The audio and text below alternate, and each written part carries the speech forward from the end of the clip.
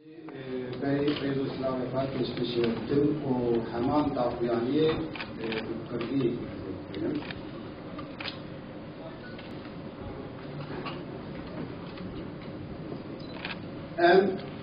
او کسی که دخوازن دیگر جدایی انخواه وکی ولاتین آزاد و وکر بجی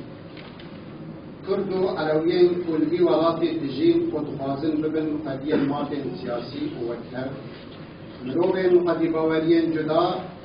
جنجابین جدا و قدی ناسنامه نزایندین جدا کارگر، کدکار، جوان و جنین که دیگر آستانگین لپیشیا آزادی برکستنگونه و فایفاده کرنه دید کوشن خزانی کوجبر آمولیا بومانه یا پیاسه به اولهی جباکی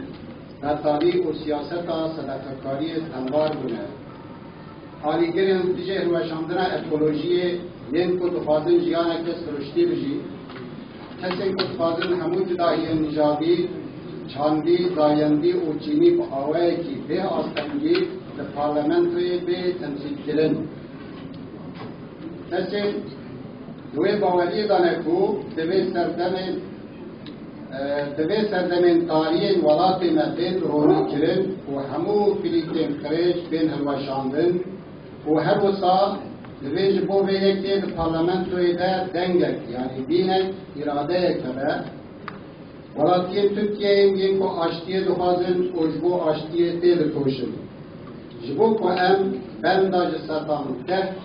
لصندوق ده تیک ببن جبو کو ام نونر و رنگ جدای نوالی بشینن پارلمنتوی ام پشتریه بدن نامزدین سربخواه ین بلوکاچر دموکراسی و آزادیه